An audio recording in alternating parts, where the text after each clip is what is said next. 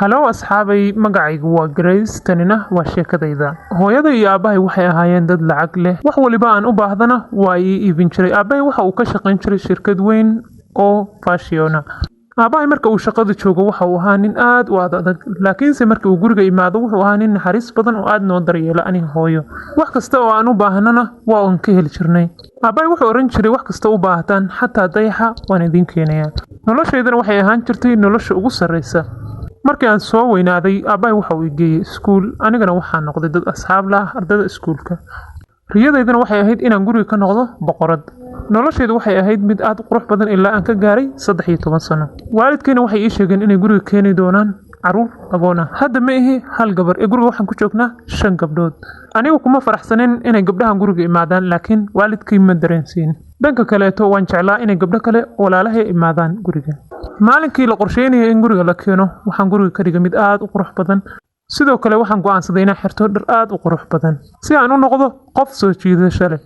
Gabadha ugu weyn waxa la oran jiray Olivia waxayna ahayd gabar aan isku da'anahay, waxayna jeclayd faashinka sida anigaba aan u jeclahay. Waan soo dhaweeyay waxaan ku iraahday magacaygu waa Grace. Laakiinse Olivia waxay ku mashquulsanayd in aniga isku kay dheeriso oo isku kay cabirto. Olivia waxay igu tiraahday dharkaagu aad u qurux badan yahay, laakiinse qaabkaaga kama aan helin. Gabdhihii kale ayaa waxay igu dhaheen waxbana hala hadlin qoftan Olivia ah, sababtoo ah waa qof maseer badan. Gabdhihii kaleeto waxaan noqonay saaxiibo, waxaan ahayn asxaab markasta isla ciyaaro oo iyagu waqti isla qaata. Markay asbuucna la joogeen gabdhihii, aabahay iyo hooyaday waxay noo wadeen suuqa si aan naga soo shopping garaysano. Laakiinse waxa dhacday in Olivia dhar kasta aan soo qaato ay iga soo daba qaadato. Waxayna dhahaysay waxaad igu maseeraysaa maad soo qaadato dhar kaleeto. Aniga ayaa kaaga horeeyay ayaan anigana ku oran jiray. Laakiin sayid waxay oran jirtay aniga ayaad i koobi gareynaysaa ee adiga dooqaaga gado. Olivia waxay ahayd qof aad u maseer badan. Maadaama ay qoftani waxaan sameeyay iga daba sameynayso, waxaan go'aansaday maalinkii dambe inaan xirto dhar aad u foolxun. Olivia waxay weydiisay waxaan u soo xirtay dharka. Waxaanan u sheegay inay yihiin dhar fashion ah. Waxaanan ku iraahday dharkan faniga ah soo xiro. Maadaama hadalkaygu uu ahaa gaja, Olivia waxay igu tiraahday hadalkaaga ayaaba fani ah. Aabahay waa uu xanaaqay waxa uu yiraahday ka raali gali gabadha hadalka. Olivia waxay tiraahday waxaas dhib malaha dad walaalo ah ayaa nahay. Ugu dambeyntiina way raali galisay. Maalinkaas laga bilaabo Olivia waxa ay joojisay inay koobi garayso, laakiinse waxaan ahayn laba qof oo aanan isjeclayn. Anigu waan isku dayay in aan la saaxiibo, laakiinse ayadu markasta way inkir jirtay oo i dafari jirtay. Intaas kadib anigu waxaan go'aansaday in aan iskaga aamuso oo iska indha tiro. Maalin maalmaha ka mid ah waxaan noo wacay aabe waxa uu nagu yiraahday waxaan rabaa inaad ku soo biirtaan gabdhahaygiyo ganacsigayga oo aan arko fikradihiina quruxda badan ee fashinka. Waxaan rabaa inaad dhar aad u qurux badan u sameysaan ayuu aabe yiri. Anigu arrintan fursad aad u weyn ayaan u arkay. Waxaan iraahday aabe waa fursad aad u qaali ah. Waxaan sameyn doonaa design aad u qurux badan. Aabe marnaba madaxaaga hoos uma dhigi doono, adiga ayaa la yaabi doona dharka aan sameyno. Olivia waa ii dhowl cadeynayay, laakiin markii hooyadii aabe bixin aad ayay u xanaaqday. Waxayna igu tiraahday dharka aan sameyn doono ayaa ka qurux badnaan doona. Aniguna waxaan ku iraahday si degan waad u daawan kartaa dharka quruxda badan ee aan sameynayo. Waanan ogahay in aabahay qaadan doono dharkan anigu sameeyo. Adiguna markaas waxaad meesha ka noqon doontaa daawade. Habeen kasta aniga waxaan ku daahi jiray sameynta mara aad u qurux badan oo design qurxoon. Laakiinse Olivia waxay ogaatay in aan sameeyay mara aad u qurux badan. Labadeennana waxaan rabnay inaan sameyno dhar aabahan soo jiita. Habeenkii ku horeeyay xilliga balanta aabahan nala ballamay, Olivia waxay u soo dhuumatay qolka waxa ayna jarjartay maradii aan sameeyay. Nasiib wanaag waxa arkay labadii gabdhood ee yaryaraa, waxayna ii sheegay waxay sameysay Olivia.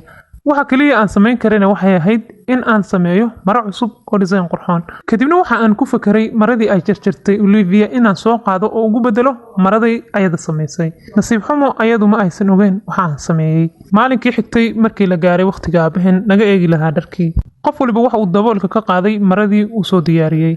Olivia waxa ay ku naxday waxa aan sameeyay, laakiinse uma aysan sheegi karin aabaheed waxa dhacay. Aabana waxa uu weydiiyay waxa ay u sameysay marada sidaana iyo waxa ay ka waday. Aabana waxa uu doortay maradii aniga aan sameeyay. Olivia waxaan aniguna ku iraahday waxa tahay qof aad u xun, waxaad sameysayna maalinka xigta ha sameynin. Dhammaan qoyska maalmo kadib waxay aadeen Paris si ay uga qayb galaan fashion kala ku qabanay. Intii aan safarka ku sii soconay, Olivia ma aysan joojinin inay la murmayso oo dhahayso maradaasi waxay ahayd tayda. aniguna waxaan ku idhaahday inaga daa maalin kasta dagaalkan keliya aan saaxiibo noqono. Olivia waxay tidhaahday ma adiga ayaan saaxiibo kula noqonaya, waan ogahay inaad necab tahay. intii lagu guda jiray intaan meesha joognay Olivia markasta way iska keenitay jirtay oo ilama aysan hadli jirin. Haddii aan la hadlana waxay samayn jirtay inay ugu qayliso. Olivia marnaba ilama aysan hadli jirin xataa haddii aan joogno miiska cuntada. Iska badaa inay la hadasho qolkeeda waxay ka mamnuucday inaan soo galo. waxayna samayn jirtay inay qolka ku casuunto gabdhaha kale ee ka socda kombaniyaasha kale aan la tartamayno. aniguna arrintaas aad ayaan naga xumaan jiray. maalmihii aan ku guda jirnay soo bandhigidda faashinka aabahay aad ayuu u mashquulsanaa oo wuxuu dirayay alaab aad u fara badan, wuxuu dirayay designo qurux badan. kadibna waxa uu alaabtaasi ku xirtay qol u gaar ahaa. laakiinse 2 asbuuc ka hor intaan la soo bandhigin showgii waxaa la waayay dhammaan dharkii aabe meesha ku diyaarsanay, kuwo kale ayaana lagu bedelay. aabahay aad ayuu uga xumaaday in dharkii aadka u quruxda badnaa loogu bedelay dhar aan qurux badnayn, sidaas darteed looga guuleysan karo tartanka faashinka. kadibna wuxuu isugu keen yeeray shanteeni wuxuuna weydiiyey ii sheega haddii uu jiro qof garanaya qofka waxaan sameeyey. wuxuuna yiraahday waan ogahay in aysan jirin qof qolkaasi gali jirtay, laakiinse adinka idinkama baxsana ee sheega qofka waxaan sameeyey. laakiinse dhammaanteen waxaan iska fogeynay dambigii oo ma jirin qof qirtay. dhammaan gabdhihii kaleento waxay dambiga dusha ka saareen Olivia, waxayna ku dhaheen waxaan u malaynaynaa inaad adiga samaysay. laakiinse markaasi aabe meesha ma joogin. muddo 4 beri ah qofna qofka kale lama hadlin.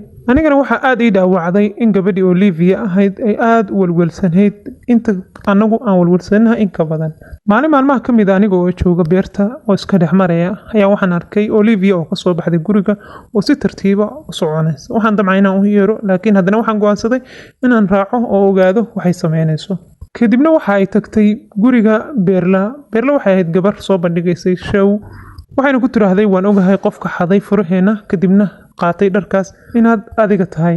gabadhii waxay tiraahday markii aan ogaaday in aad tihiin shirkadda tartan kula jirto hooyaday waxaan xaday disaynadiinii iyo dharkiinii. ma waxayna kula tahay inaan si fudud kuugu soo celin doona, annagu waxaan noqon doonaa dadka guuleysta, adinkuna wasakhda ayaad cuni doontaan. kadib waxaan u imaaday gabadhii waxaana ku idhaahday waxaad ka hadlaysaan maxay tahay, maxaad si dharkanaga u qaadatay. waxaanan u sheegay inaan duubay dhammaan wixii ay ku wada hadlayeen ayada iyo Olivia.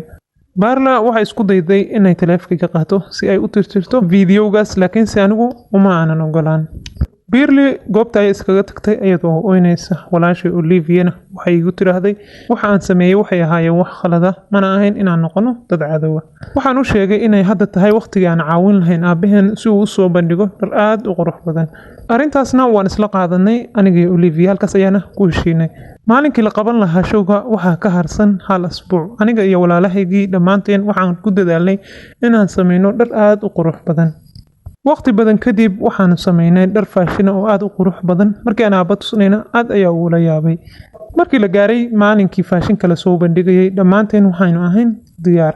waxaan goobtii ku soo bandhignay dhar faashin oo aad u qurux badan. dadkii ka soo qaybgalayaasha ahaana aad ayaa la yaabeen.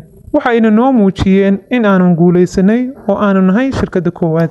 dhanka kale aabaheen aad ayuu noogu fahnayay oo wuxuu oranayay si adag ayaad u shaqayseen, sharafta shirkadayda iyo sharafta qoyskaba kor ayaad u qaadeen. Olivia waxay tidhaahday inaan sidaas sameyno waxaa ka dambeeyay walaashay Grace. aniguna waxaan ku idhaahday micnaha walaaltinimadu waa in la wada shaqeeyo oo aanan la isxasdin. intaas kadib wax waliba waxay ku soconayaan si fiican, waxaynu noqonay walaalo.